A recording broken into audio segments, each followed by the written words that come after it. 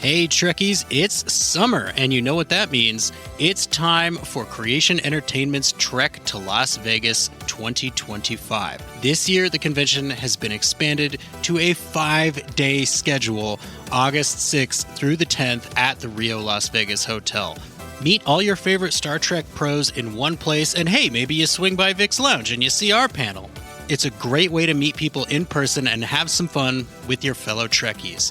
If you can't make it to Star Trek Las Vegas, of course, there's also other events around the country this year. Trek to Orlando, August 23rd through 24th. There's the Trek to New Jersey, September 6th and 7th. And finally, the Trek to Chicago, November 22nd and 23rd. We're looking forward to meeting as many of you as we can this year. So make sure that you get ready to trek to Las Vegas. This is Ellora Patnaik, and you're listening to Open Pike Night, a podcast with a certain odor to it.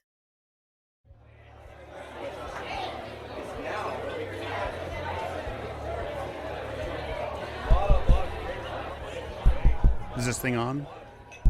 Hello, hello.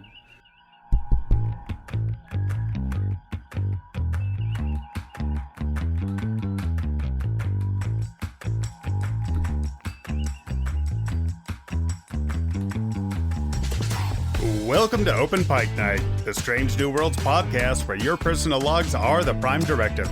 I'm your host, John T. Bolds, and I hope you're ready for a visit from Star Trek's most intimidating mother-in-law since Lwaxana Troi. Joining me tonight are my co-hosts, as well as callers waiting in the wings to submit themselves for judgment.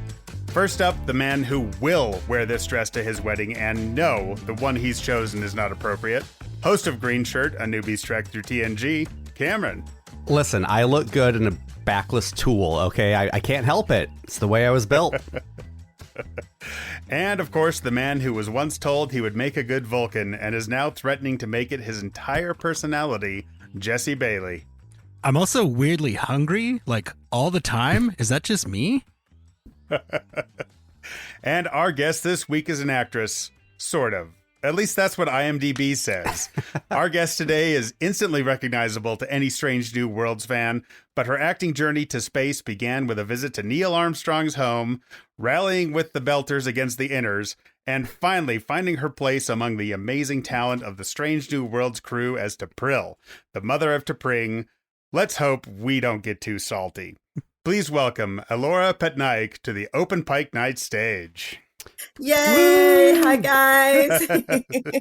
Hi. Hello, gentlemen. Hello. Thank you for coming. We're really excited to have you here. It's I guess we can announce it now. We're kind of kicking off a bit of a charades marathon now. Cam, who do we have? Ellora's starting us off, but who will we be talking to? Yep. Next up, we have Mr. T'Pril himself, Michael Benier, joining our stage. And to wrap up the charades talk, charades director herself, Jordan Canning, will be returning for a full-length interview with Open Pike Night. Yay. You guys, I'm so excited. That's awesome. You're getting all the really important people of this episode, okay? That's right. Absolutely. I mean, you would think we would be covering, I don't know, the musical episode or the crossover with 5 episodes total, but nope, it's going to be charades. It's going to be the family comedy. Like, we're here for it. Listen, I tell you, they've Rolling Stone and it's been named one of the top episodes of 2023. Really? Oh, That's awesome. Yes. Man. Oh yes.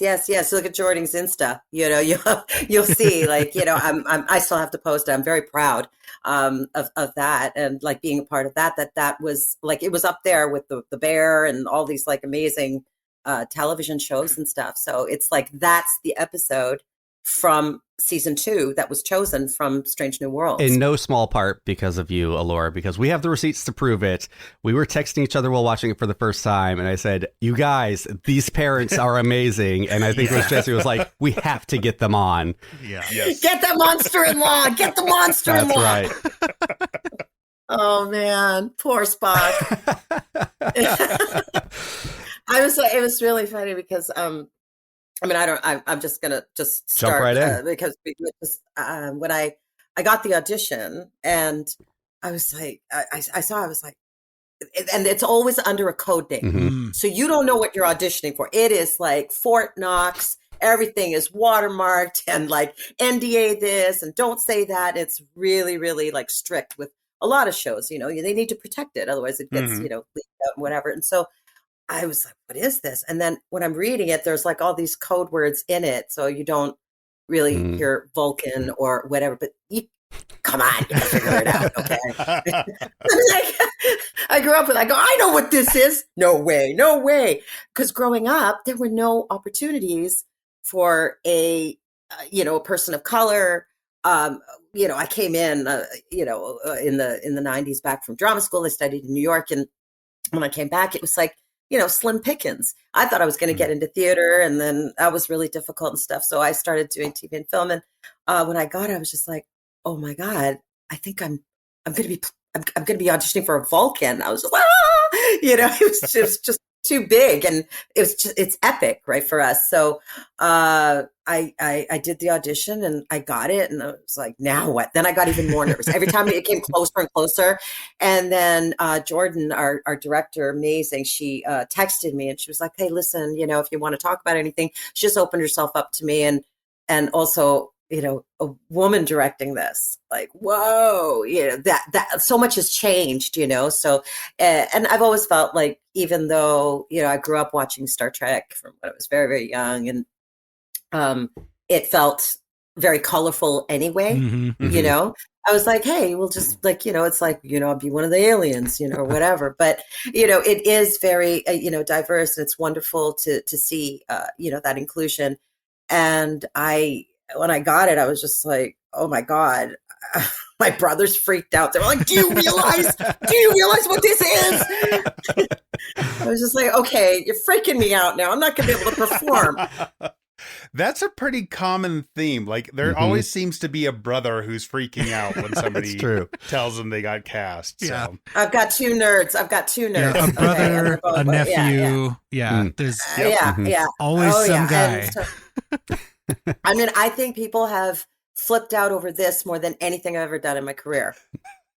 That's awesome. So cool. So, now I just have to figure out how I can fly and, do something in the next whatever I'm going to be in. I've got to be a witch or a sorceress or something. Something. I got to top it. How do you top Trek? Well, I think that was a fantastic preview of everything we're going to talk about, because you kind of touched on at least a dozen of our topics. But I want to take you further back first, Ellora. Oh, we're done here now. Like, all right, thanks for coming. Have a good night. Quick, good one. All right. Going way back, as I understand it, dance was your first kind of performance medium of choice. How did you get into dance? Well, I think we can. I guess we could blame my mom for that one. Usually, when somebody says that, they're like, my mom sort of really pushed me into this, whatever. But my mom was a dancer. And she grew up as a dancer in India, which is where my parents are from. And when she married my dad and came over, she would perform in little local functions, little cultural functions. This is Indian classical dance. So it's almost like, when I say Indian classical, it's not like Bollywood, what a lot of people would imagine. This would be like, Bollywood would be like, it would be like comparing hip hop to ballet. Oh, okay. So she was these classical dances, they're very spiritual. They come from the temples of India, and there's a lot of storytelling involved. And so she started performing and started a little school. And when I came along, I just kind of followed in her footsteps. I was very sporty. I did a lot of sports, but I was also kind of artistic and expressive. So she started me off in a little bit of dancing, and it just kind of stuck. And then I started teaching. She would teach her seniors, and the school was growing as I was growing up. And then my brother came along, my little brother, and he started drumming, playing the Indian drums, the classical drums, and he was very more musically inclined. But then he also started dancing and teaching. So the whole family was teaching dance culturally, and that kind of run on. That was what I was doing growing up. So I really had a great experience staying in touch with my culture, growing up as a Canadian kid. I'm born and raised in Toronto. But I also was able to keep my cultural heritage as well through the arts, through dance in particular, dance and music of India. That's awesome. What was your sport of choice?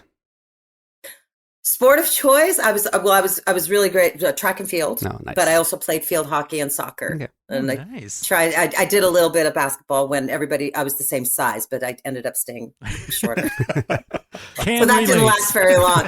Yeah, after grade 11, it wasn't happening anymore. But I tell you, I was like a little my layups were incredible in grade 9. Right. I was able to like 4 feet off the floor when I would jump. I think a lot of dreams are broken around that age transition.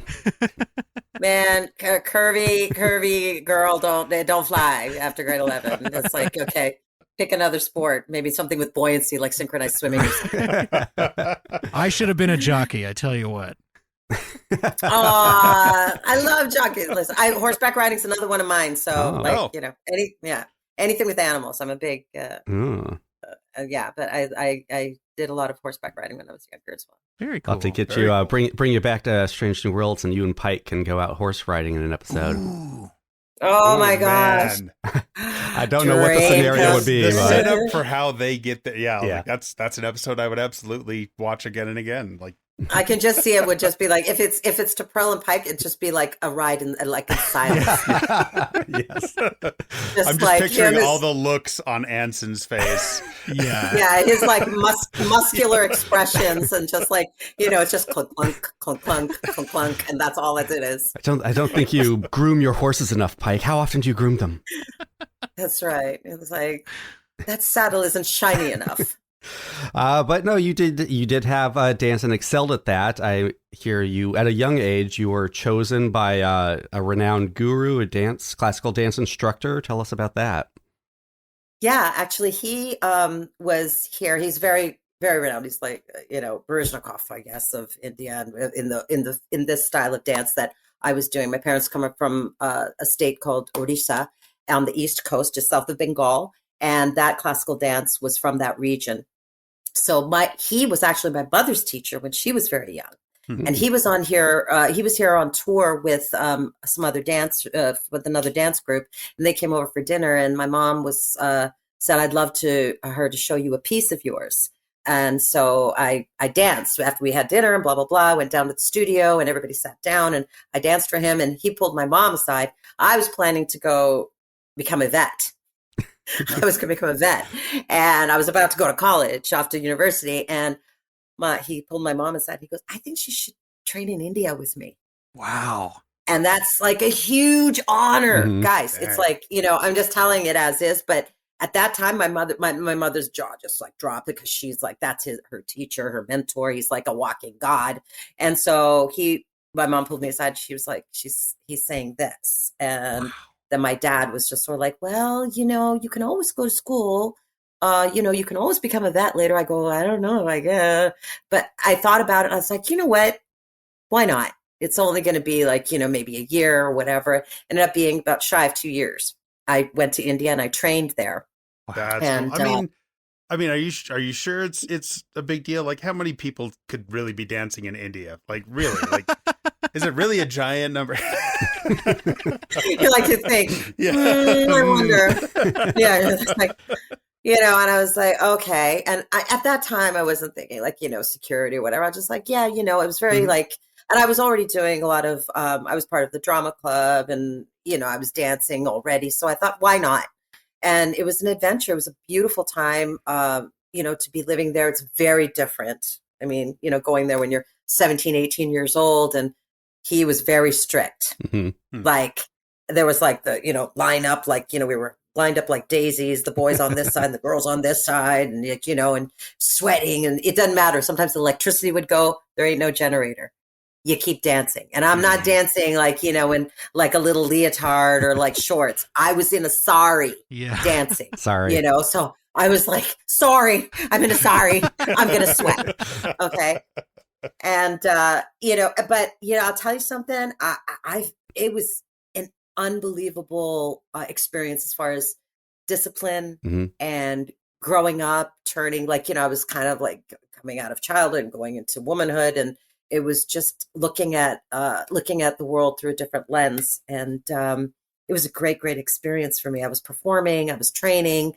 I even did a little film in India as well. A producer approached me, and my parents, and they were like, listen, my teacher had a heart attack at that time, and he was in the hospital for 2 weeks. And in that 2 weeks, this guy was like, we're doing this. And I was also on hospital duty. So when students in India are like, you sort of serve the teacher as well a little bit. Okay. And so we were all like, helping out and helping his wife at home, who we call Guru Ma, because he's like our dad. And so we were on kind of hospital duty and making lunch and helping out. And we were always together, the girls and the guys, and we were all hanging out. It was like always like a party, and thank goodness he was better. He got better, and I finished the film. And, I came back home, and then I was like dead broke. I was like, now what?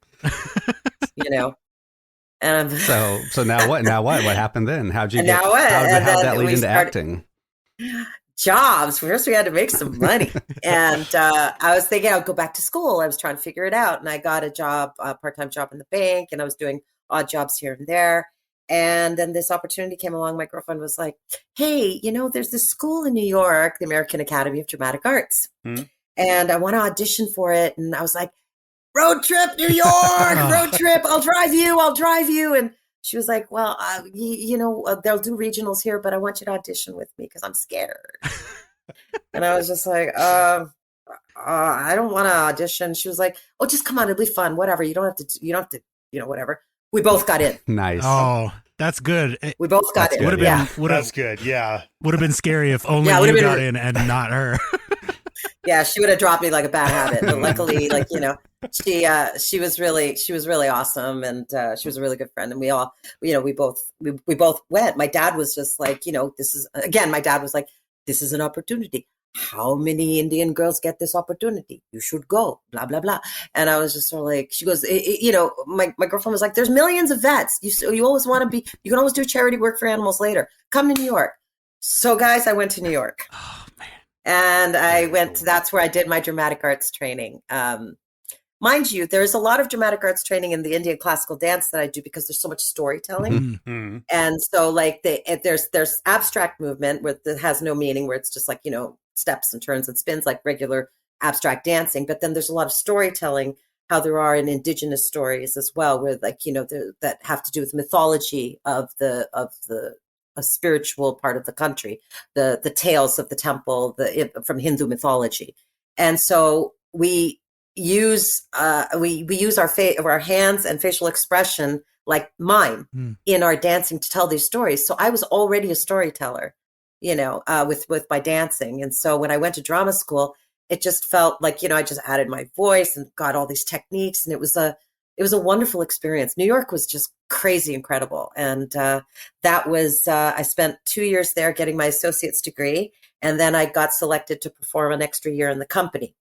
Nice. In there. And so I was there and I performed, made the best friends of my life. I have to say, I have a lot of friends, American friends. So I go out to New York and LA every year, and we hang out, and it's, it's amazing the friends you make when you're in college. Yeah. And that's awesome that you still visit them. Yeah. Even. I don't know. Do any of you guys keep in touch with any of your college mates? Well, I mean, Cam and I. Yeah. We've been friends for 23 years now. And started out making student films together and going to school up in Fairbanks, Alaska. So, yeah, our whole friends group is. Yeah, most of us moved down here to Portland. Most of my friends are still my college friends. Yeah. We'll be hearing from one. Isn't that great? Actually, coming right up. Why don't we play Marcy's clip right now? Ooh. Yeah, here's another one of our college friends. Here is Marcy. Hey boys, it's Marcy from Idle Ride Podcast. It's been a while since I've called in, but I was super excited to hear you have Ellora Patnaik on today because I just started watching Sort of, and I'm loving her in that role. One of the things about both her role as Tapril and her role as Rafo is that they're both strong matriarchal figures in their family, and I was hoping she could answer a question about whether or not she had a woman in her life, an older woman in her life, that influenced her journey on becoming an actor. The other thing is, she's a dancer. She's got classical dance in her background. So I was wondering, I have kind of a funny question. So if Tapril was to kind of throw off that really high-collared overcoat and go crazy out on the dance floor, what kind of dance style would she use? Or maybe what would be her favorite dance move? Like maybe the sprinkler or the hammer dance? Am I aging myself here? I don't know. But I'd love to hear your take on a Tapril dance move. Thank you so much for listening, and I love you and sort of. Bye. Oh, Marcy, you're so wonderful. She is. Oh, how sweet. Oh my gosh, y'all have good friends. Mhm. What a great like that. Okay, well, two great questions. I think I'll answer the first one about a woman. I know a lot of people say this, but my mom is she is the strongest woman I know, but she doesn't come off that way. She comes off as very, very sweet and soft and almost angelic in a way. All my friends, they love her so much they call her Ma. But I have to tell you, her tolerance and determination and perseverance and her general attitude towards life of being, you ask her anytime anybody asks her, how you doing, Ma? How you doing? I'm on top of the world, kid. How are you?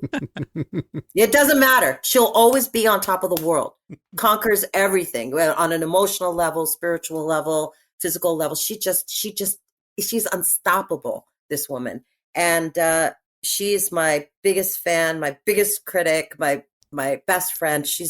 She's been there for me and supported me through everything, through thick and thin. It doesn't matter how small it is, the job. If I kind of am like all mopey or whatever, she'll just be like, buck up, appreciate it. You should enjoy it. Take everything and enjoy it because life is short.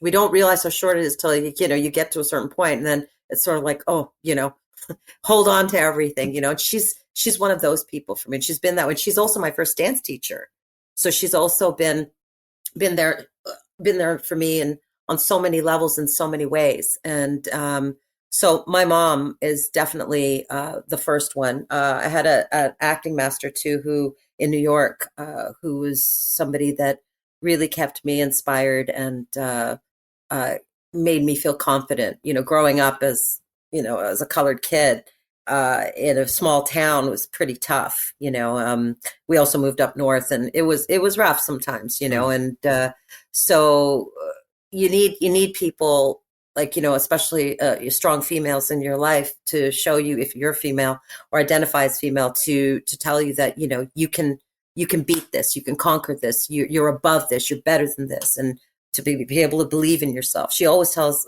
me to believe in myself, because I grew up with a lot of self-doubt, not because of family. A lot of people say, oh, it was because of my family. It was because of what was happening outside of the family when I was like trying to, get through school and stuff like that. So yeah, I'd say my mom.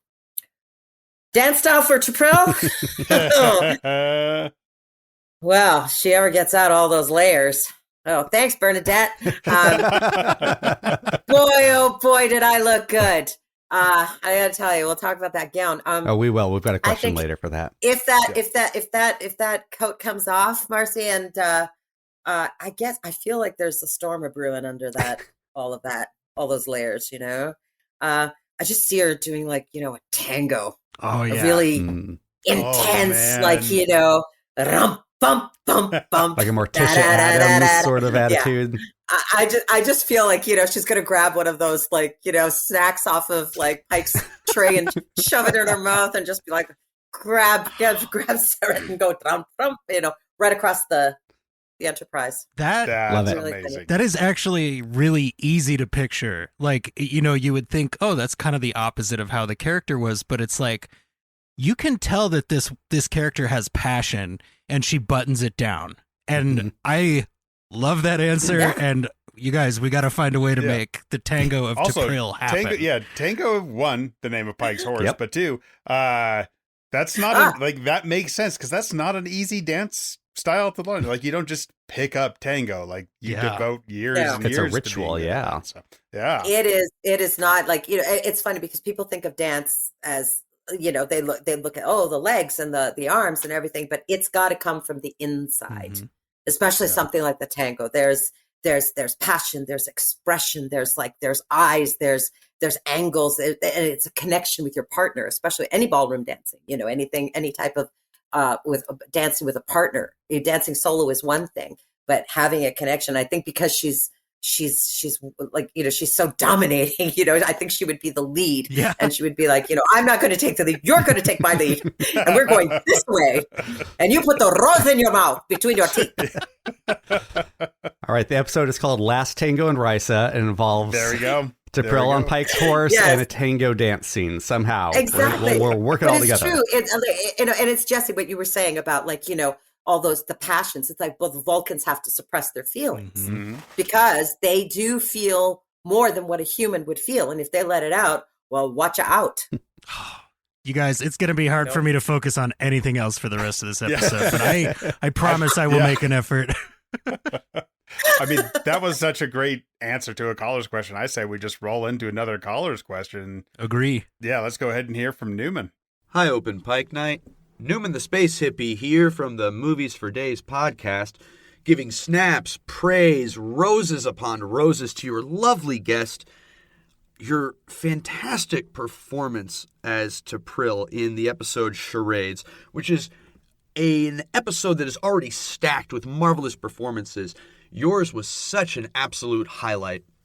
It struck me that it is a real tightrope to have to walk to be such a worthy and effective antagonist in what is essentially a very lighthearted and fun episode. And I thought you just knocked it out of the park. You just completely take over the room every time you enter a scene. And I was curious, not being familiar with your past roles and work, how similar is this character to the characters you have generally played, things that are generally in your hit?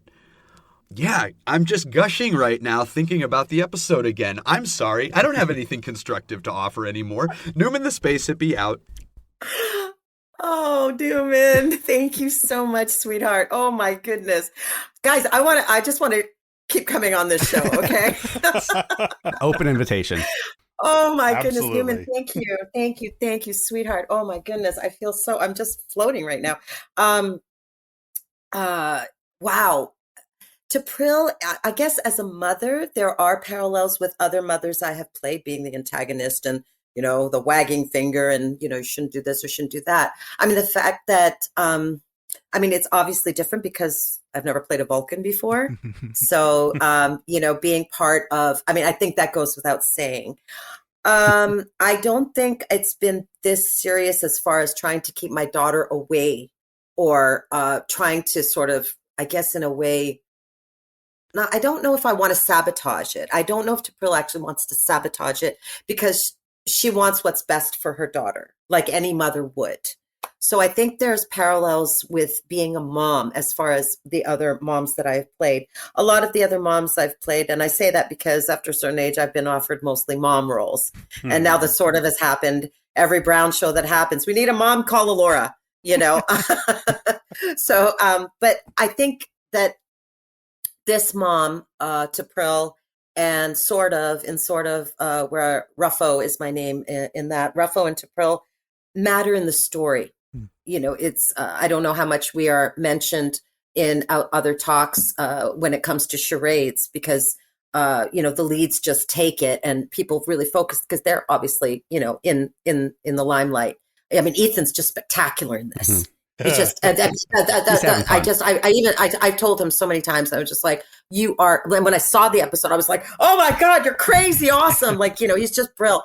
But I feel like our side of it, with the family, with T'Pring and the parents, we really make this whole episode, we lift it in a way, with that side of the story. And it's almost like, there's Spock and then, there's Nurse Chapel, and then here's Pike, and then here's like, us. And then there's a lot going on. And, Spock's kind of like, oh my God. And, whatever. And there's, the doc and trying to help them. And, what I was trying to say is that it's very important for me that if I'm going to play a mom's role, I have to matter. Like the character has to contribute.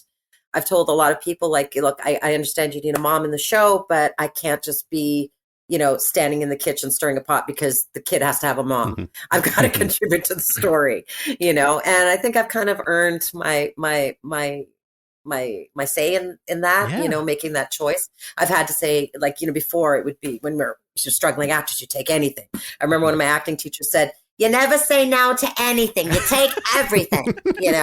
I was okay. Well, I don't want to take that literally because anything can be anything. Right. But I think I'm at a point right now where it's like, I understand that everybody has their stories and everybody needs a mom. Otherwise, if there's a story about 9-year-olds, they're going to be like, where's the mom? Call child services. So, somebody has to be somewhere around. Right.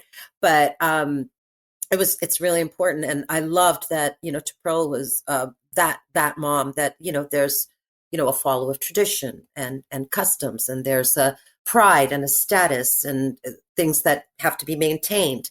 And, that's just the way it goes with some families, and there are laws, there are Vulcan laws, and, all of that is there. So, I also try to identify with the fact that, she's not, we can't just color her and say, like, she's a bad person. Yeah, it's awful because everybody's like, pro Spock, right? So it's like, don't say anything to him. He's perfect, So obviously right away I become a villain, and, but she's looking out for her daughter Yeah. as well, It's malicious compliance, but it kind of swings back and forth as to whether it's compliance or malicious throughout the episode. Yeah. I think that really came through, the care that Tapril has for T'Pring, because it's like, Oh, yeah. you can see that it's not that she is, there for her own self-interests. She's there for her daughter. And that really came across in your performance. And that was, like all the looks you were giving to Savette, it felt like, hey, remember, we're here for her. We talked about this. Please keep it buttoned down. I'm just going to agree with Newman. You knocked this out of the park. I also, Tessie, thank you. I want to echo what Newman said regarding, like, you show up and you dominate. Tapril dominates, you dominate. There are big personalities in the rooms, but whenever you're on screen, like, the attention is drawn to you. And I always marvel when guest actors come on, they do one episode, and they have to just like dominate, like the head of the cast list, these major iconic characters. Like, you put Pike and Spock in their place, and is that intimidating when you realize that's your job in this episode, or how do you approach that? Oh, that's a good question, Cameron. I think when I thought about it, when beforehand, like prepping, and I didn't meet them till the day of. I got to meet Jordan, the director. I got to meet her once, and but I was in hair, makeup, prosthetics. We were doing testing for a long time before the episode. But just the thought of Pike, that's it's different. Ethan, I was thinking, oh my God, that's Gregory Peck's grandson. Right. I was like, that's so great. Oh my God, I'm so excited. And he was sweet as pie. Oh my goodness, he's such a sweet soul. He was so approachable. Like, he didn't have that celebrity shell thing. And, he was just very kind and warm. And when you think about it ahead of time, you're just sort of like, oh. But once you're in your element, I love acting. I've been doing it for so long. And so, you just go into performance mode. And when we're on that set, we're all equal. That just goes outside. Celebrity wise, maybe we're not. But when we're doing a scene together, you're my scene partner, And so I kind of felt the power. You put the costume on, and you got the hair, and I got the ears, and my little brow, like, got the ears. I was like, oh, I could also be an elf if I wanted to. But I was the shortest one. I probably looked like an elf. Okay, Mia and I are kind of the same height, but like, yeah. And then once I got on there, I just, I felt her. I had my, I had the scene down, and Gia and I were talking, and Michael and I were talking. I felt them behind me, and I just, it was good. So when I was on, I just felt good. It's go time. That's I want the fantastic. scene to work. We got to make it work together. So we work as a team. Yeah. Well, between School in New York and Strange New Worlds, you have a long list of projects you've been in. Are there any roles or projects that really stand out that mean a lot, or that you want to direct people to? Well, I did a film called My Own Country with director Mira Nair, filmmaker Oh. Mira Nair. And that was oh gosh, that was not too long after I came back to Toronto. I played the wife of Naveen Andrews, who plays Dr. Abraham Verghese in this film, and it's based on the life of Dr. Abraham Verghese. He was a infectious disease specialist who came from India to Tennessee when in the 80s, when AIDS was just starting to flare up in the southern parts of the states, and it shows it tells the story of his life there during that time, treating patients and his bedside manner with certain families, and based on true cases. And it's a heart-wrenching film. It's really beautiful. I don't know where you could see it. It was for Showtime. Somebody might be able to find it. I don't know, somewhere. But there was that film meant a lot to me. I went to India, and I've done a Bollywood film where I was the lead in that, called Tapish, Tapish, and it's called like The Burning Desire. It's about burning. Tap means to burn, and I play a young lady who gets married and gets widowed on her wedding night. Oh. Yeah, and it's like the real orthodox kind of like backwards way of how families treat widows at a certain time. It's not like that anymore. I mean, in certain places there are, in very rural places, but those kind of backward traditions that, those are traditions that you just don't want. And so that was it was a really, really lovely film that I did in India. And I knew how to speak Hindi, but I never knew how to read or write. So I actually learned before I started shooting so I could read my script. Yeah. I've heard though that a lot of times people just do it in Roman phonetics. I was like, why didn't somebody tell me that? It seems way easier. I just hired a coach for 2 months, y'all. Listeners will be really excited to learn you can watch My Own Country for free on Tubi, which is very cool. You can do that right now as soon as you're done listening to this episode. Jesse, you're such a nerd. Yeah. Was that before or after Lost? That was before. It was before. So he didn't explain Lost to you, and you can't explain it to us. That's what I'm understanding. Naveen, Naveen, yeah. He's lost. He's just lost. I heard he's in a new series, I think, coming. What was it called? The Pradeeps of Pittsburgh or something. So I can't remember the name of it, but I heard he was in town shooting something. Oh. But I was immersed in sort of season 3. So yeah. But hopefully we'll meet up somewhere sometime. But it was fun doing that. Yeah. And then I did Tapish, and I've done a lot of theater in Toronto. It took me a while to get into it. I didn't do any of the big stuff because I kept knocking on doors and no one would take me. I'm all, hello, Stratford. Hello, Shaw.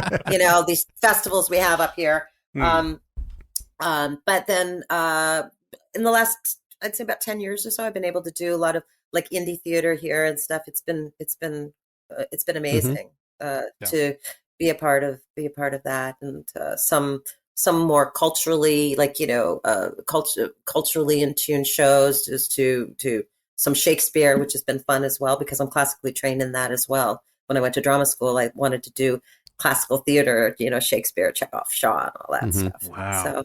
So now there's more colorblind casting here coming along. So that's good too.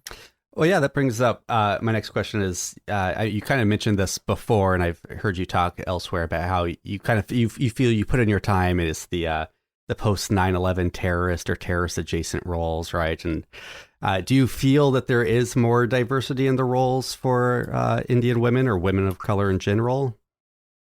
You mean now, Cameron? Now, is that what you mean? before, like yeah. now? Oh my gosh. Yeah. Like, worlds. And I don't want to say that, like, it's perfect right now, because there's so much discussion. I just have to say, like, I've been involved in a lot of panels and discussions and stuff, talks with the younger actors coming up now, actors of color or different backgrounds or different groups. And inclusion, talking about inclusion and diversity. And it definitely has changed since when I came. Mm-hmm. That's the difference for me. I'm not saying it is where it's supposed to be. We still have a long way to go, but I just worked with a female DP on season 3 for Sort of. That was my first female DP I worked with. Oh, wow. And more camera operators are female, and more directors are female. And I'm not just saying female, but like, people of color, queer, trans. I mean, Sort of has on not just in front of the camera, but behind the camera, our writers, our crew. I mean, you name it, producers, female, color, queer, it doesn't matter. It's the right person for the right job. That's what matters. I'm still with, I want to work with everybody. I still want to work with my white, middle-aged male friends. Phew. I'm not going to shun them out. Cameron, I love you. Don't worry. I am here with 3 white men. I couldn't be It's happier. true. Okay. The secret's out, everyone. I can't, Yep. yeah. I mean, I can't, because I've had conversations with people where, they just like, some sisters of mine, they're like, now it's our turn and they're out. And I'm just like, dude, you're not changing anything. You're not changing anything by doing that. You're just reciprocating the position. And then you're no different than what was happening. Right. I mean, I respect for respect for the Me Too movement and, the whole, everything that's been happening. It's very, very important to address and have these conversations, see something, say something. Yes, I'm all for that, but we have to be better than what was. It's not just changing the position and saying it's our turn now and, you're not here, and that you're just continuing the groupism. How can we work together in harmony? You know what I mean? Wow, do I sound like a hippie? No, in harmony, peace, love, and happiness, man. You sound like Star Trek. That's right. And that is, Hello. I mean, that matters here. Yes, that's my mission. That's like to go where no person has gone before. I definitely feel there's a difference in what has happened. I'm getting roles where my name doesn't matter. I was named Beth in some Christmas movie, and Lena in something else, or Kim in something else, and I was just sort of like, oh, okay, before it was like every audition was like Dr. Anjali Patel, and like you had to be that, but like they're doing it and they're including it, and I'm hoping that it doesn't feel like tokenism, because a lot of times you sort of think like, oh, okay, they're only taking me because they need to have a colored person there because they have to fill their quota, but you have to pick your battles. You also have to be like, I'm getting work. My mom, once again, she'll steer me and she'll be like, it's work, appreciate it, tough love, right? Yeah. And then I go and I have a great time, and like it's not about color or about anything. I just go and I act and I make a paycheck. Worst ways to do that. And how is that? That's what I wanted to do. That's why I went to acting school. We're getting jobs and more people. I keep saying women because I'm a woman, but like more people are making their own stuff.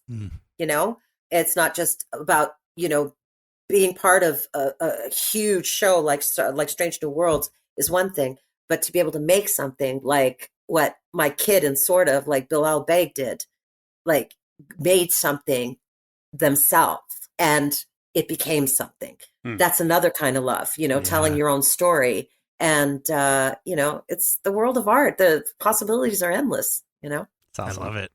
That's great.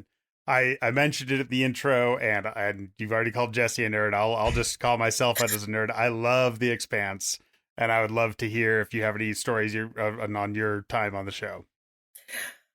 I loved my time with Shore. Yeah. Oh, Like I played her daughter, so cool. and we had the best time. That's a woman that can be a great influence in any like colored woman's life. That woman came in a time where I just don't know how she did it. She was amazing. I was like, she was just like, she said, I don't give a shit. And she is like, she was in her trailer, like smoke. She goes, get in here. I was just like, okay. And she's like, chain smoking. And she was like, I'm telling you, like my husband this. And, and when I came in and she was telling me all these stories and I was just like, that's the way I have to be. I have to be like that. Mhm. How do I do that? That woman is fire. Like, Yes. that was like, but I had a lovely time on The Expanse. I really did. I don't even know if that episode actually came out. Has anybody seen it? Because I haven't. I don't know if the scene that was shot ended up in the episode, because I was like, I think I got cut. yeah, John. I know. I was looking Thanks through it, for I'm like, bringing it up. "This is shot." Okay. I know, but I love Great the show job, and you man. were there. So yeah, They made it on that's part of IMDb. working too. Sometimes you Yeah. work and work, and then it's like, well, time to change. No, we're not doing that. I know, now. again, but I'll tell you something, nerding out. Okay, yes, you're a nerd, Cameron, you're definitely a nerd. And so I just wanted to say all to my 3 nerds here and my beautiful audience that The Expanse was a great show to be on. And I knew a lot of people that were on it, and being able to be Shorei's daughter in it. And it was like a good little story. And I was like, well, why the F did they cut it out? Yeah. I know I was good on it, but that, that also happens. That's part of it. Like, once in a while you'll do something, you'll pour everything you've got into it because you will hope to be, make another appearance or maybe just be a recurring once in a while or whatever. But, it just didn't happen, but I still get credit for it. Exactly. That's right. A credit is a credit. That's right. Yeah. Yeah, Chrissy Chong talks about how she was in Thank you, John. Star Wars The Force Awakens, and they even had to refilm her scene, and so she got paid twice and never appeared in the movie. Yeah. Yeah. Isn't that crazy? It's an experience, a credit, and a paycheck, yeah. And, Mhm. as the person who gets most cut out of Open Pike Night episodes, I can totally identify. I know exactly what you're talking about. Aw. It definitely happens. I don't know what It's you're because I talking talk about. the most. That's all it is. That's all it Although you've is. talked the Jesse, least who's so gonna far. cut you out, Jesse? I'm breaking the teeth. Yeah. You hear that, John? Fine, I'll put a whole Jesse cutting room floor episode out with no context. Yeah. It'll just be a stream of thought. Great Patreon Jesse's like, content. I'm gonna sick to prill on you. Oh, I'm so We all excited. need a Tapril in our life. Who let to prill out? Ooh. All right, we're about to get super nerdy and dive into the Star Trek for real, but before we do that, you have mentioned a couple times your love of animals, and I know that's a big cause of yours, so if you want to talk about that right now, please take the floor. Oh my goodness. People, I know y'all hear it a lot. Adopt, don't shop, but please do that. Yeah. That's all I can say. It's an incredible thing to be an animal lover and to feel, that the compassion for the voiceless, with so much happening. I mean, there's so much happening in our world, guys, and the animals have always been there. I am not a vegan. I don't push stuff like that on people. I'm just about being kind and being compassionate. If you hunt for your food, that's one thing. You know what I mean? And using it up on all of that. But I'm not, the cruelty that happens is unbelievable. I fight the dog meat trade, which also involves cats as well and other animals and stuff. I'm like, it's not the certain cultures. They just have this very horrific festivals that they do, and they have, and it's supposed to go back years and years of tradition in certain countries, and it's just a really, really awful thing that's happening. And people's pets get kidnapped, believe it or not, and that type of thing. So I fight for that. I fight to bring animals from dogs, especially from different countries, to get adopted over here in the West. Different organizations I'm a part of, where we just, get involved in charities and fundraisers and petitions, and just to raise the awareness of especially that, and animal cruelty and testing on animals and stuff. So that's basically it. I mean, I don't want to mention names and stuff because there's so many organizations that I'm a part of, but that's the main thing. And when you make this commitment, when people, like, there were a lot of dogs during COVID that were adopted, and then as soon as everybody went back to work, the shelters were filled, just filled. Yeah, because they got the dogs because they were bored, and then, so it's really, really important to, think about that and be careful when you're driving. I've seen so much roadkill. It's unbelievable, like even squirrels, like, everybody matters, and I'm also a big advocate for poaching as well in Africa and the illegal poaching stuff. So yeah, that's a big passion of mine. And I guess, in a way, not becoming a vet and doing this has helped me fill my soul that, I'm doing something to help, and just an act of a kindness once in a while is always helpful. So, I always encourage people to, if you want to, do a charity or something, a little small thing here or there, it helps a lot for a lot of things. So, yeah. What's your favorite animal? Oh, You got to pick one. Sophie's choice. a selfish one is Sophie's choice. A Sophie's choice. Oh, Sophie's choice. That means the I have implications are not great with animals on that question. Well, yeah. It's Noah's Ark. I have to have two of each. Yeah, yeah. I guess I would say dog. Yeah, That's fair. Take I'm that, like cat people. I'm cringing. I'm like take that. But I love horses too. Mm. Dogs, horses, elephant. Top 3. Yeah. Dolphin, otter. Okay. I got it. Okay, I like this. But I love Round up everybody. the top 5, actually. Yeah. Now I'm picturing each one of you. Who would be which animal? Ooh. Whoa. Now you got to tell us. I'm just thinking here. Oh, okay. I'm seeing a badger, Cameron. Oh, I'll take it. Yes. Honey You badger? want me to Honey say badger? Wolverine? Huh? Honey badger. I'll be honey badger. Honey badger. That's going to stick now, isn't it? John, yeah. I'm seeing. John's a gibbon. I Ooh. think. Oh, Gibbon. interesting. Yeah. Okay. Exotic. Oh. I think so. Yeah. I'm seeing, because I feel like, you can like just hold a handle and Jesse's, oh my gosh, that smile is so cute. What am I going to do here? I'm thinking, it's coming. Hold on, it's coming. You set the bar. You I set the know, bar high Jesse's with John like- and I. I think a bear. Ooh, Bear. yeah. Yeah, a little bear. Not a big one. Bear cub. I didn't say a big bear. I'm happy with thinking little cub bear. right now because I think you look very cute right now. So like a little. Hey, boo boo. Thank you. Not a stuffed teddy bear. Don't worry, you're still alive. Thank you. I appreciate that. You guys, we got to get shirts made now. That's right. Yep. And we got to mix them with what Bernadette assigned us for our races too. So That's our right. Yeah. Star Trek species. Yeah.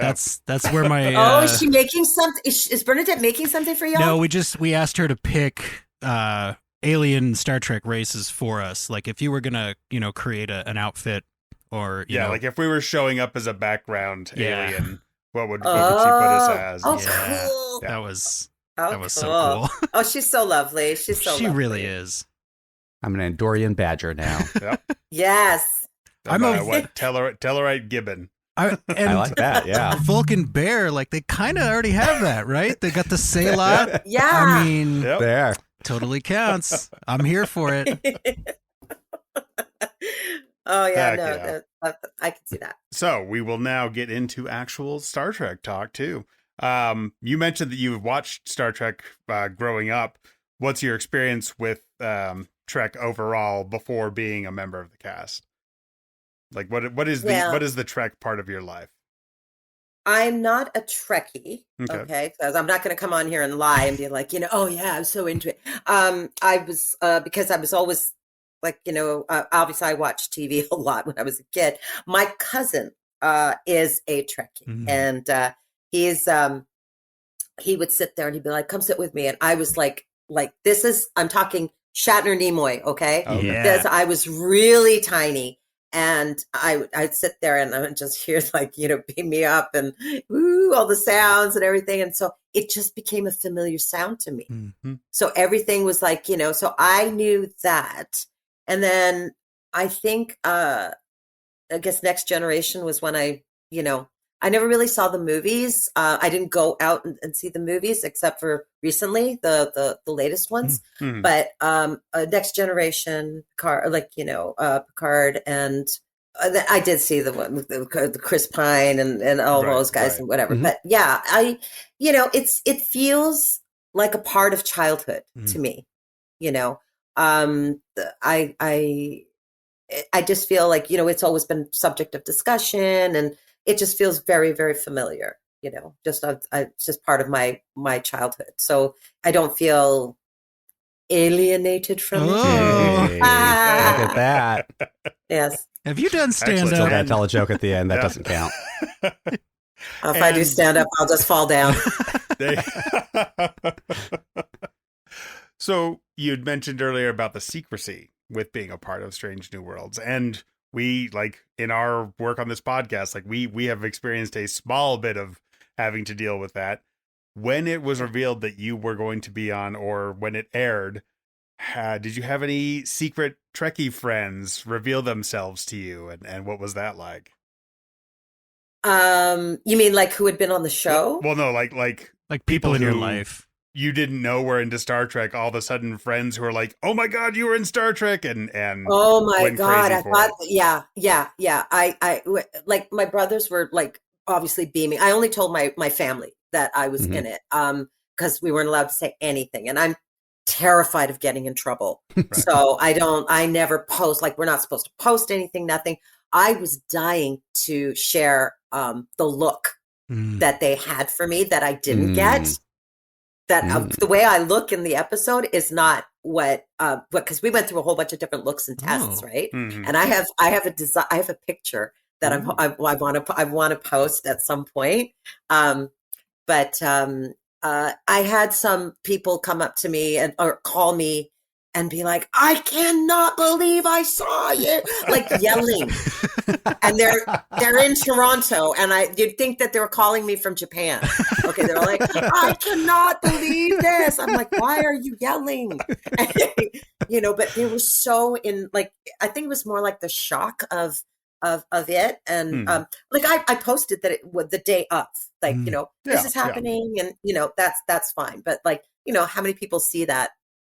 The day of or whatever, but whatever they allowed us to post, I put that on social media. And like, I'm not a big social media person. I just kind of do it for professional stuff. Except for I put my bird on. He has his own Instagram. Oh, nice. I have a little bird. His name is Oopie, and he has and he has his own little Instagram account. So that stuff I do, but otherwise I do mostly professional, like just my projects and stuff.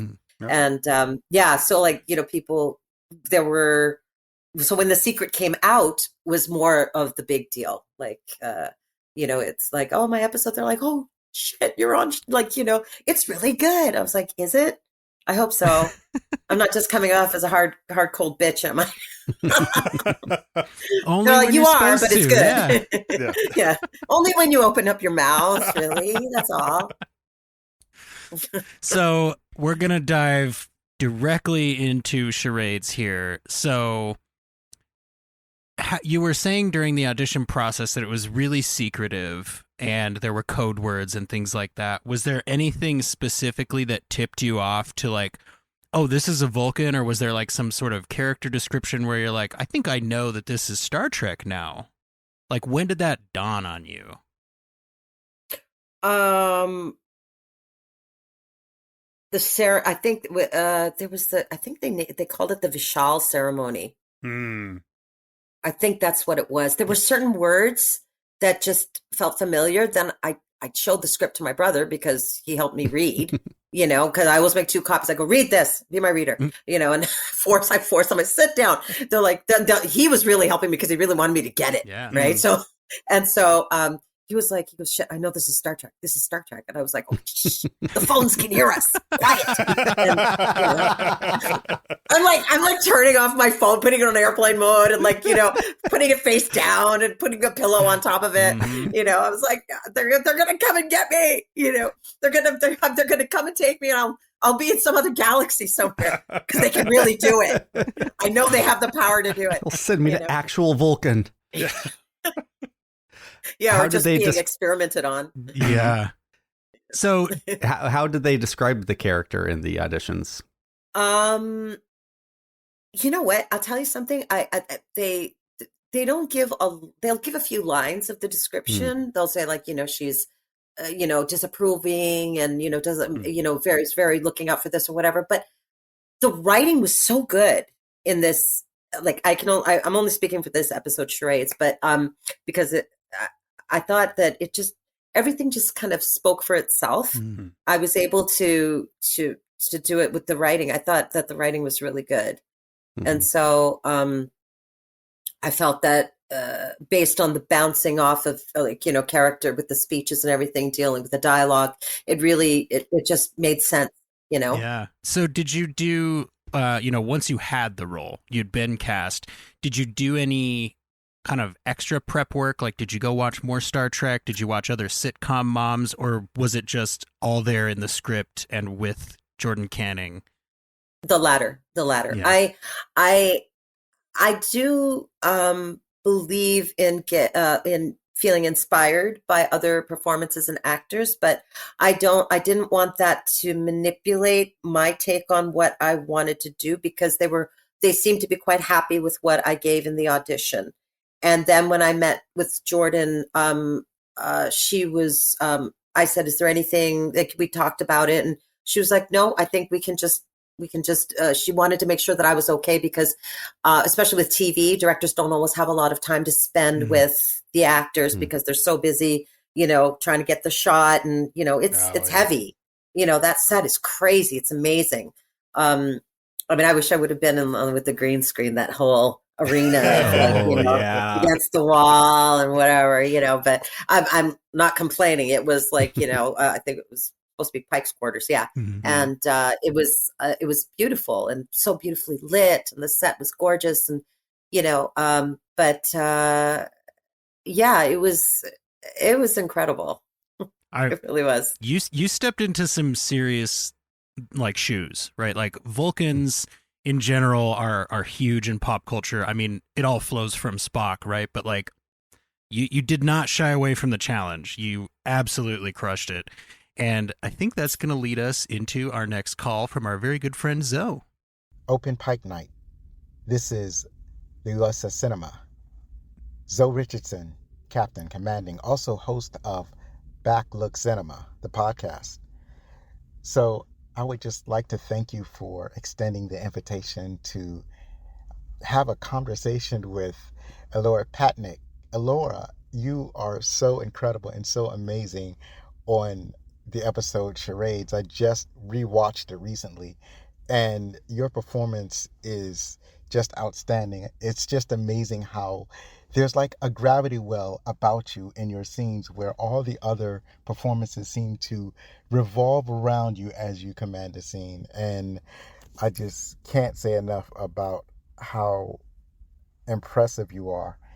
One of the things I wanted to ask is that, given your experiences in acting and the other things that you've been in, and you're able to emote in your background in dancing, did you find playing a Vulcan constraining or constrictive in any way? It seems to me that this might be a challenge for many actors, but you handled it like an absolute pro. So please tell us your secrets. That's all I've got.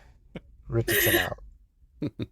Oh, Richardson. Thanks, Zoe. Oh, what a lovely, oh my gosh. I'm blushing. The guys can't tell, but maybe a little bit of burgundy happening on my cheeks a here. little blush. There's Okay. All right. Oh my gosh. Thank you, Zoe. That's a great question, because it's about the physicality of the character. And, everybody feels that, the Vulcans, they're very very still and almost very regal, and almost in some ways, some people, I hate to use the word robotic, but sometimes because they're, some people do play maybe a Vulcan, would think of it as being kind of robotic, but it might feel that way because you have to. But I chose a very still kind of, I was holding my hands together, for T'Pril, and kept her very contained. And one of the biggest challenges for an actor is to be still, especially when you're not talking, because actors sometimes, especially when I used to always like to be like, I got to do something. I remember one of my acting teachers like, why are your hands in your pockets? Take them out of your pockets. And I didn't know what to do with them, and I'd be like, well, I'm not sure what I'm supposed to do here, like Vogue or like what is going on, and audience, and, she is voguing, just yes. so you know. 100%. la. But yeah, to stay that way, to answer your question. So I the gown also was very like, it kept me very erect and very like, when I pivot, I would use my whole body. There was no twisting the neck or, when you turn, you turn. And that's almost it feels like a very regal kind of way of moving. And the gown that, was built for T'Pril. Oh my goodness. It was unbelievable. So that also helped my posture. My elbows were up, shoulders were down, back was straight. It almost felt like I was in dance class again. My teacher like just sort of like, propping up my head and like posture. And yeah, after a few hours, I would find that when I would finish the day, I was there for 2 days. And when I finished the day, the gown came off. I felt like, whoa, like, I need to go use my thumper on my back there. Like, where's my massager? Where's that TENS machine? I'm like, where's my yoga mat? Where's my foam roller? Like, because sometimes to stay like contained like that can be quite a challenge, and being in the, in the shoes and, you're constantly like, and the repetition of like, staying still and being on set because you have to do take after take sometimes, so that can be quite challenging. And so you have to make sure that you're physically, you stretch ahead of time and, you do what you need to do, your warm up before you get into a costume. I don't know those people that may play monsters and aliens, how they do that, like being in that, like hours and hours of prep and then having to, eat and drink all day, like whatever, through those tubes and stuff. They put poor creatures, like literally poor creatures. But yeah, I guess I hope I answered your question. So, but basically, yeah, it was a bit of a challenge. Not, it didn't kill me, thank God. But, there have been other theater projects that have, where like, on and off stage, but because you kill yourself in theater. But for this, it was, I think the posture of T'Pril, that keeping myself, it also helped my attitude as well, with the physicality as well. Very cool. You've said in previous interviews that your experience in dance helps your acting and your experience in acting helps your dance.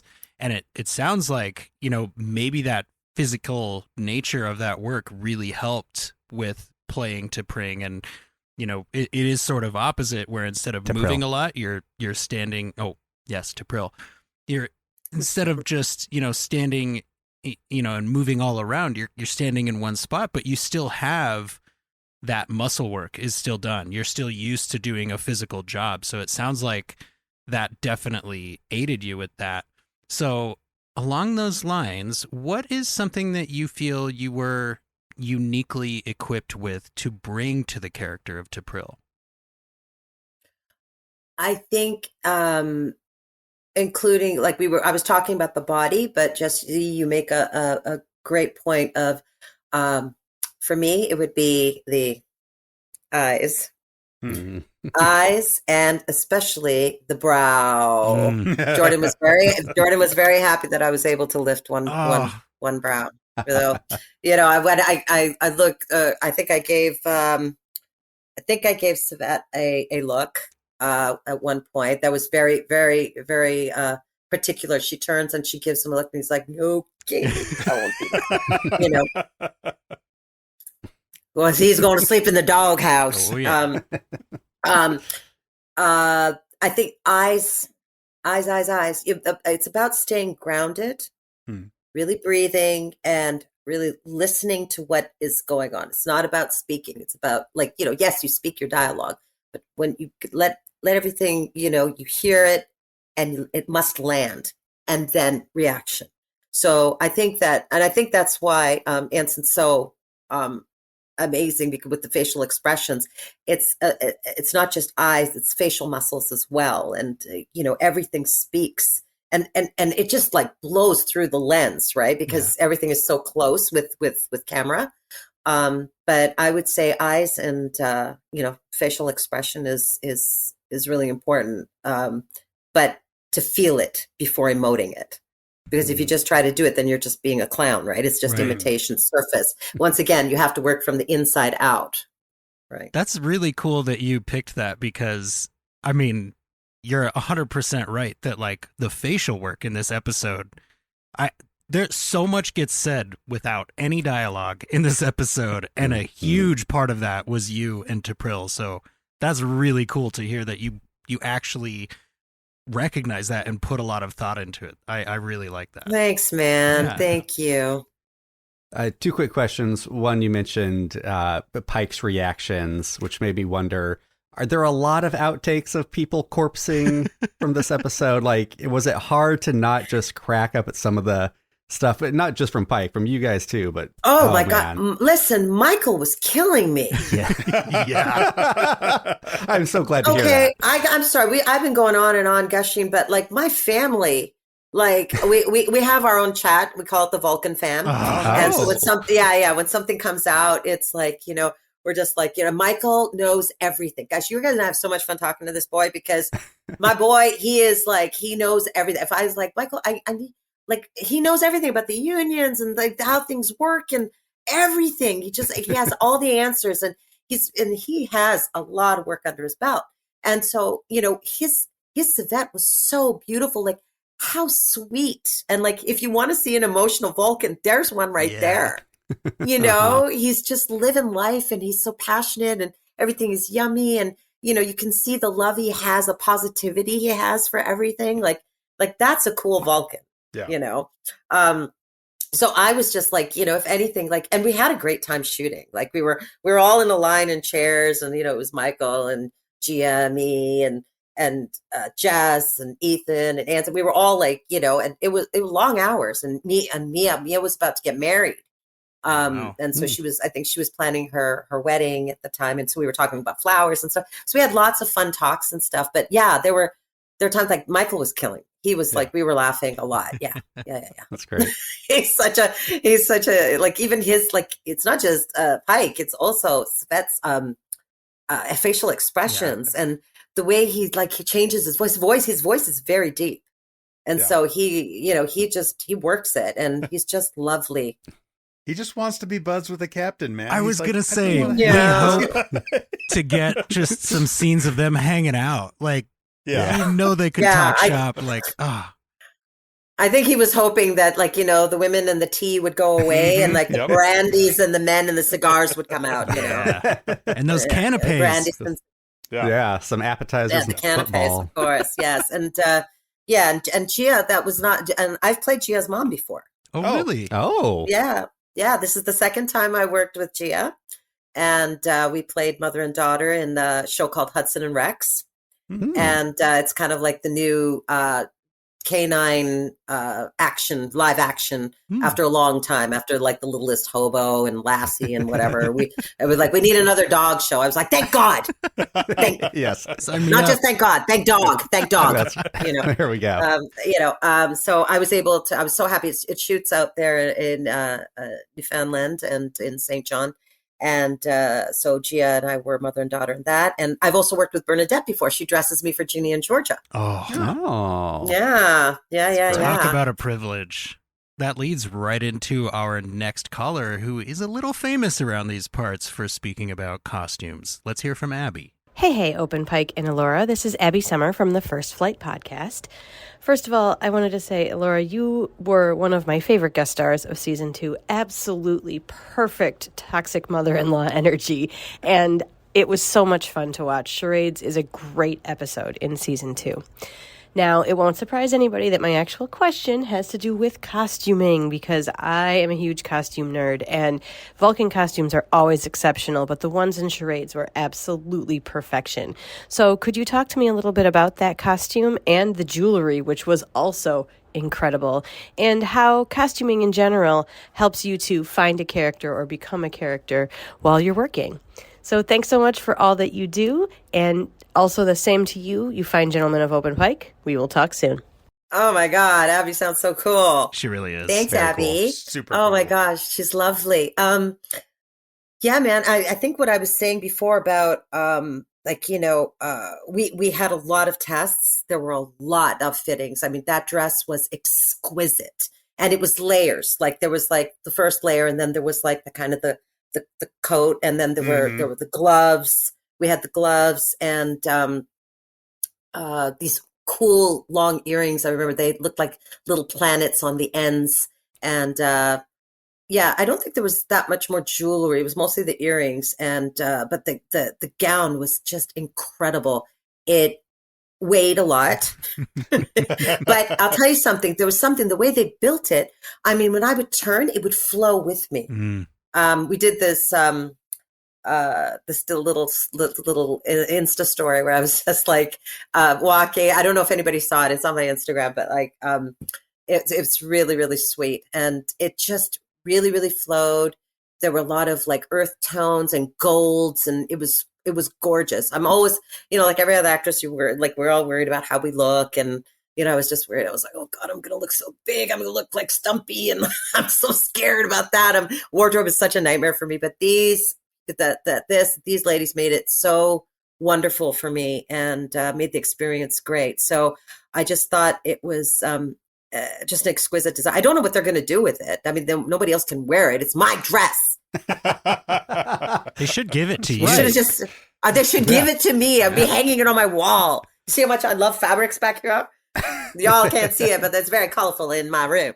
Extremely. And it would look good hanging back there. Yeah. And if there was any doubt left in your mind, like elegance incarnate, like you are an absolute presence in that gown. So I'm glad that you had a good time in it too, because we do often hear like, yeah, it looks great, but it's difficult to wear and it really weighs you down. So that's really cool. Yeah, no, I'm lucky. I didn't have the whole Ryan Reynolds Deadpool experience. So thank God, where like you can see his pulse through the suit. Right.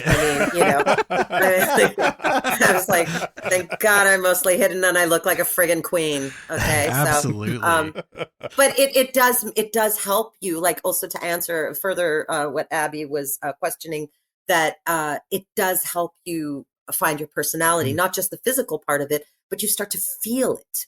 And I know that these, like, Bernadette is not like, you think costume, she's a designer, she's an artist.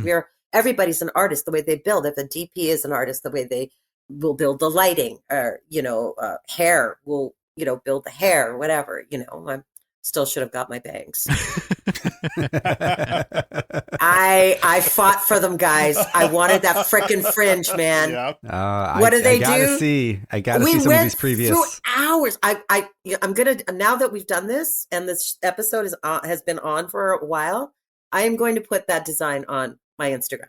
Ooh. So all you listeners, if you want to see it, I can't get in trouble anymore. I'm going to put it up there. It was one of the original, like, it wasn't even like something they were thinking of, but they did have me in short hair with bangs, and I was aching for that because I always put my freaking black hair up in a bun, I don't need to look like but I mean, it was very exquisite the way they did it. The hair was gorgeous, but I still wanted to fight for my bangs. I'm freaking Vulcan.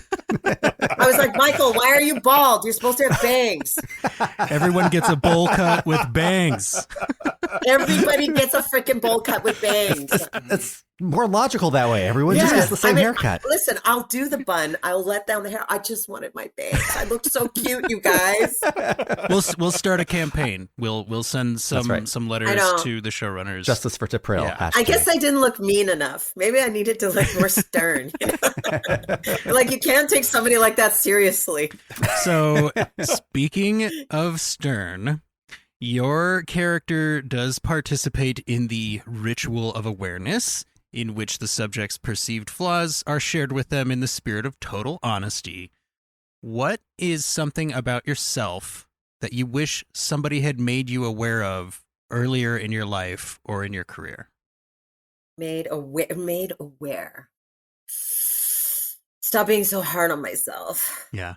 To stop being so hard on myself, and it's okay to let go. I needed to let go sooner. Definitely. You know, I mean, I have that awareness now, but, you know, I think there's so many things that, you know, we wish could have been. I mean, I don't want to live with regret, but that is a great question. And I think that two of the big things would be to not be so hard on myself, and to the point where it just does not work.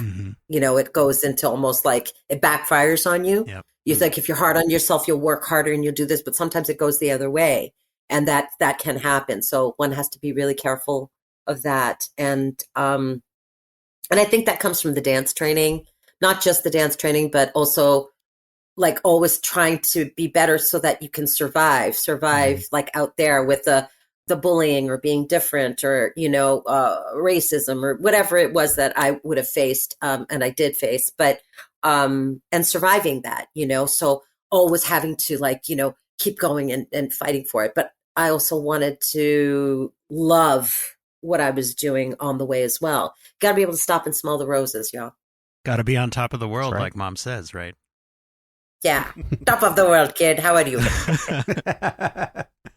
Smell the roses or clench them between your teeth as you tango. There you go. Rum, bum, bum, bum. Speaking of teeth. Okay. Captain Pike's cooking is a topic of much discussion on our show. So I have to ask you, did you get to eat any of the food in this episode? And if you did, how was it? No. Aw. It was gorgeous. I only drank listen, I know it was so pretty, you know, and Mike, you're going to have to ask Michael, because he was the one crunch, crunch, crunch, you know, this is delicious. No, it's not. Yes, it is. No, it's not, honey. Whatever you say, you know, and he crunch, crunch, crunch, crunch, crunch, you know, so Michael will be the one to ask. I mean, I got the teeth. I had the teeth, you know, that's all I got. I just got friggin' teeth. All right. And that too, I had to act through it. So I was like, you know, I was drinking it, whatever. But no, but it was so beautiful. Give this woman bangs and a snack. Yeah. What do we got to do Help me here? out, everybody. I'm sitting here like chopped liver in a beautiful gown. Oh, man. Jeez. She's not asking for much. That's so brutal. So we do have a written question from our friend David Jones. He was in episode 8, Under the Cloak of War, as one of the, you know, tough on the ground Starfleet infantry guys. And he says, "Hi, Laura, you were fantastic in Strange New Worlds. Hopefully we get to see you return again. P.S. You would make a great Romulan villain." I love this boy. Maybe we can be villains together. Ooh. I would love that. Holy moly. I just like, okay. What did he want to, and what did he? He just wanted No to question. send his compliments. He No just- question. Okay, there was no Yeah. question. Yeah, Okay. he just Okay, wanted you to yeah. know that you were great, which is a sentiment that Aw. we reflect, you know, and all of our callers have been wonderful in expressing that. So thank you to the callers and to the people who wrote in. You guys are what makes the show. And we For know you sure. can't talk about whether you're returning or not, but was there any talk of that when you were filming season 2? Did they say, hey, you know, these characters might come around again and visit the ship another time? Or Oh, Michael and Gia and I have decided we're returning. So there. I was like, okay, it's been named that, like the one episode that we were all in was named the best episode, one of the best episodes, okay, in 2023. So there's something. I was like, I messaged Ethan when that came out, and I was like, hey, dude, obviously it's because you were Brill. But don't forget, you're brown posse over here, okay? The South Asians helped you. You kind of owe us. And you kind of, yeah, we brought a little sunshine to your life, you know. oh man. But no, I mean, it is the great thing about this episode is that there's this great comedy that you would not expect. This wonderful thing that, like, you know, it's horrible for Spock, but it's wonderful for all of us. It's a treat, and you get this comedy, and then you get this tenderness. Mhm. You know, he has so many tender moments with Chappelle, with his mom, and with Amanda, and with T'Pring as well. You know, the breakup is hard. You know, and you know she's like, you excluded me.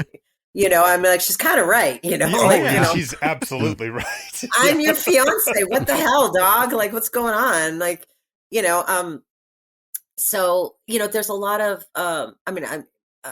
Mia's amazing. Like, she made me cry. And I just thought that, it's really lovely to it's a bit different, and you wouldn't expect it, but I think it was a real fun balance of comedy and those lovely little moments and the love triangle and and who knows. And I do think that and when they broke up, she said to be apart for a while. Mm-hmm. She did not say this is the end. Important distinction. And we all know that Nursey's not good with her relationship. She said so herself. That's right. That's what I'm going to call her now, is Nursey. I really like that. I mean, like, I you know why I'm saying that? Just because I played nurse in Romeo and Juliet, and that my director was, they all started calling me Nursey. Nice. So, so Nursey Chappelle is like, I mean, it can't end there because. We've got a ways to go. We know it doesn't. Yeah. And I think that, it'd be kind of fun to see us, obviously we would love to come back, but I think that, I think Gia is amazing. She's got such fun presence and it's like, I was like, I kind of want to punch you, but I love you too.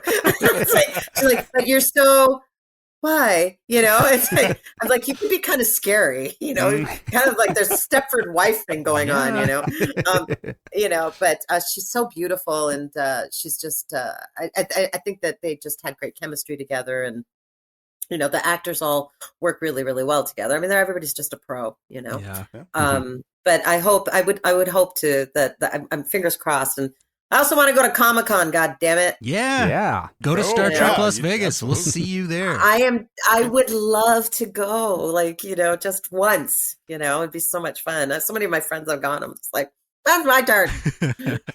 Star Trek Long Island, it's coming up in June. They've only got a couple Strange New World people signed up right now. We're going to be there. Yep. Oh my God. Well, you all are so sweet. I mean, I swear, I just, I've somebody said to me, one of my brothers was like, they were talking about you guys. They don't even know your friggin' names. And some rando that was reviewing or whatever. They're like, oh yeah, the person that plays T'Pril, I don't remember the actor's name. I'm just like, okay, whatever. I know you're.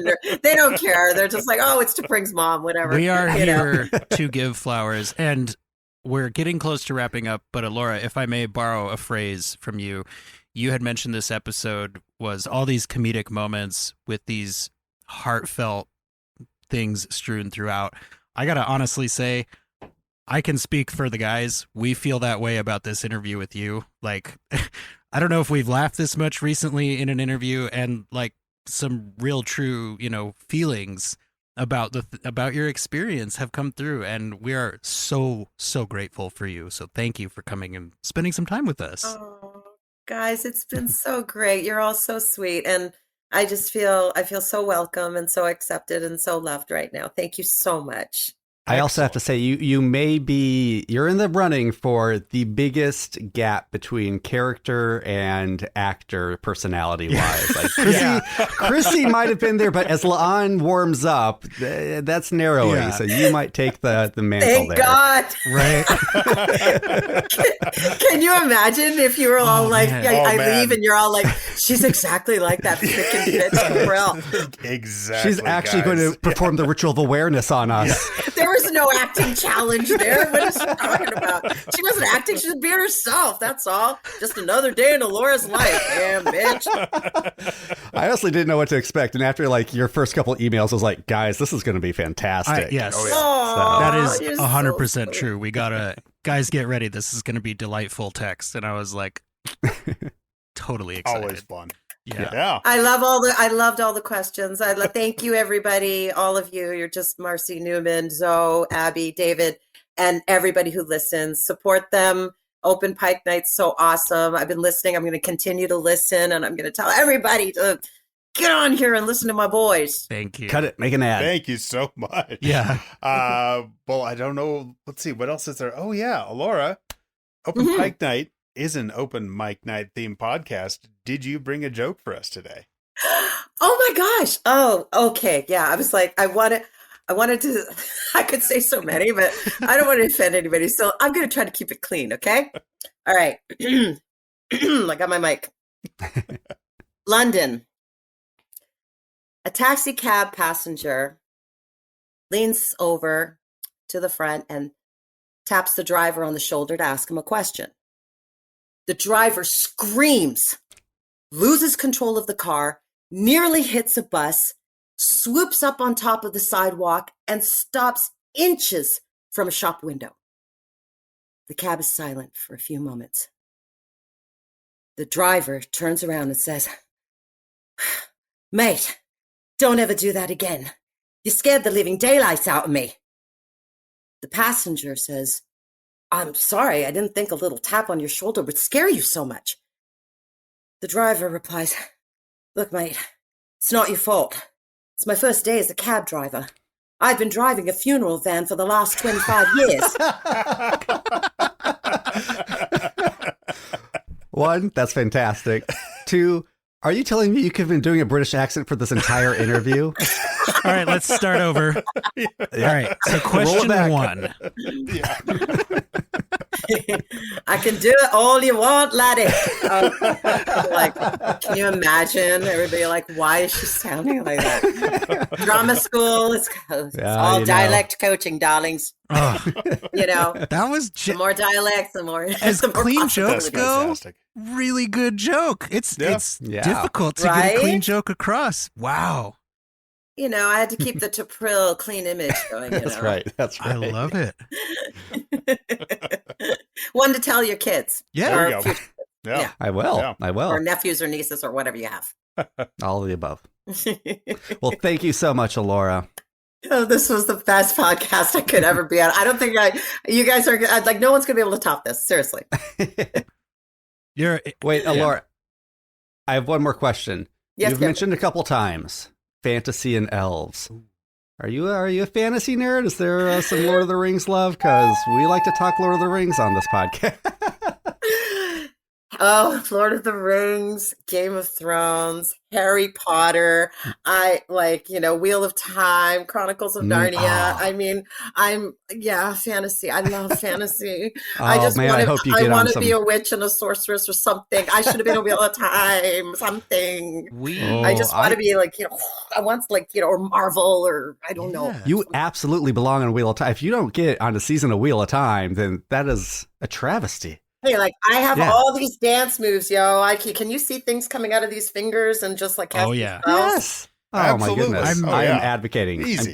Get on Twitter. and I believe I know I should get on Twitter. I believe Bernadette Croft was also a big fantasy fan. You guys, I'm picturing like some kind of Lord of the This is Rings true. watch along or commentary or something in the future with these wonderful people.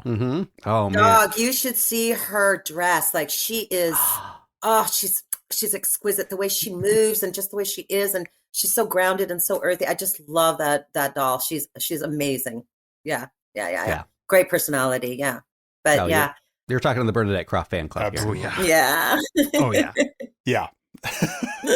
Great talking with you guys. Seriously. Thank you. Absolutely. Yeah. Thank you, Ellora. It's been fantastic. Well, that was a great start to our charades season. Series? I don't know, Yeah. mini series. What we have coming up with Ellora starting us off. We're gonna have Michael. We're gonna have Jordan Canning. We're gonna have the whole family here, and we cannot stress how I wish you could all see the guest face, especially Ellora's face for our callers. I mean, you guys, you made her night. Like she loved every single one of those calls, and it was amazing. So if you want to hear your voice on the Open Pike Night Stage talking to the rest of the family, The Jesse, how easiest can way folks to do do that? that is to go to openpike.com. You can click record right there on the website. You can send us your voicemail. And the best way to know when to do that is to sign up for our free newsletter at openpike.substack.com. The call to action will come directly to your inbox for free. We don't charge for anything. I know Substack likes to monetize, but we think that you guys make the show. So why would we put a barrier in front of you? Because you're really helping us. And yeah, like John said, the reactions that we're seeing, I mean, that's at least as much fun as learning the things we do about the shows. Agreed. And if you do want to, throw us a little bit of actual financial support, check out our Patreon, patreon.com/openpike. And all of this information is on openpike.com, including, and we are slowly working our way through our library of getting transcripts up for every episode, but Apple Podcasts will soon have transcripts available in the podcasting app. It only took them 20 years to get there, but hey, they're getting there and it's going to be great. So there will be transcripts. There already are transcripts available for several episodes. There will be for sure all the interviews, and we'll work our way through them as we can. And Cameron, when you're not on the Open Pike Night Stage, where can folks find you? I'm around. You can find me talking about Star Trek The Next Generation and Deep Space Nine now over on Green Shirt, a newbie's Trek through TNG. We are about to jump into the final season of TNG, Season 7.